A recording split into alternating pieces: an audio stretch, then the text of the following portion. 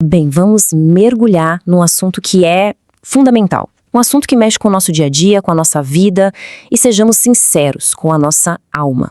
Dinheiro. Vamos fazer uma análise crítica dessa relação entre os cristãos e as finanças. Como é que a nossa fé se posiciona diante disso?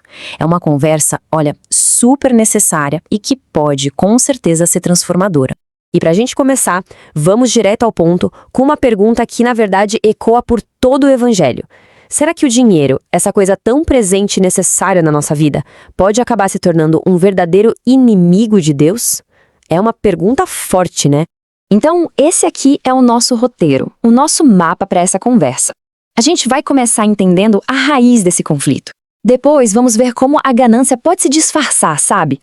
E por fim, a gente vai redescobrir uma forma de lidar com as finanças que realmente reflete a liberdade que o Evangelho nos traz. O ministro nos alerta que as riquezas elas carregam em si uma oposição inerente a Deus. Veja bem, a questão não é sobre ter ou não ter dinheiro, mas sim sobre quem domina quem. Quando o dinheiro se torna o senhor da vida de alguém, ele simplesmente sufoca a capacidade de servir a Deus e ao próximo com um coração puro. E essa palavra de Jesus Cristo, ela é taxativa. Ela coloca esse conflito em termos absolutos. É apresentada uma escolha inevitável, ou um senhor, ou o outro. Duas lealdades que não se misturam. E a verdade é essa, não existe meio termo, não há como negociar. Mas como é que essa oposição funciona na vida real? A Bíblia nos dá um exemplo muito forte, um estudo de caso poderoso sobre os perigos da ganância.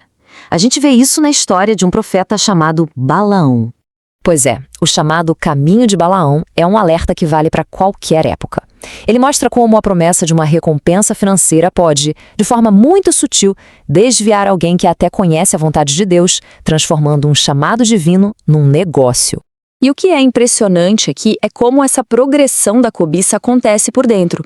Começa com um desejo secreto no coração, que vira um hábito, sabe? Depois evolui para ações concretas que seguem o dinheiro, não a Deus. E no fim se torna uma doutrina, um ensino público que justifica a própria ganância. O apóstolo Paulo bateu de frente com essa mentalidade. Ele foi muito duro ao criticar aqueles que enxergam a piedade, a vida com Deus, como uma fonte de lucro. É exatamente o estágio final daquele caminho da cobiça, uma perversão completa da mensagem do Evangelho. E essa mentalidade de lucro nos leva direto a um dos temas mais debatidos e, francamente, mais mal compreendidos dentro da igreja hoje em dia, que é a prática do dízimo.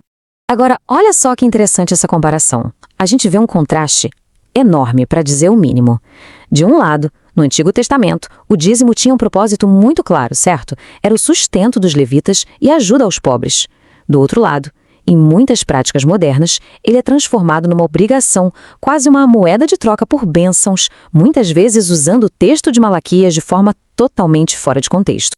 Então, o ponto crucial que um ministro apresenta é este. No Novo Testamento, essa lógica acabou. O dízimo, como uma exigência legalista, uma dívida com uma instituição, simplesmente não existe mais. A lógica mudou completamente.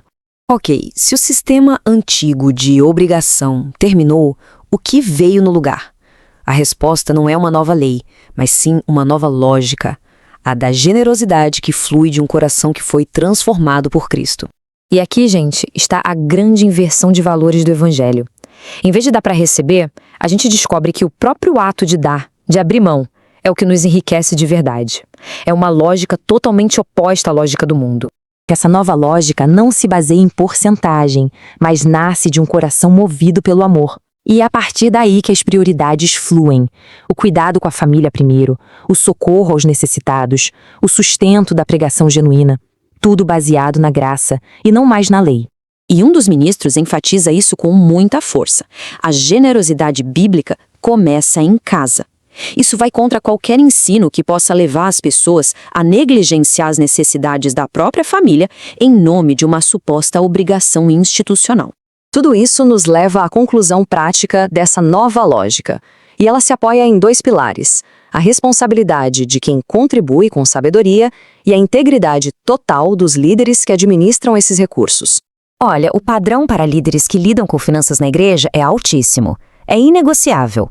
A palavra de Deus exige transparência total.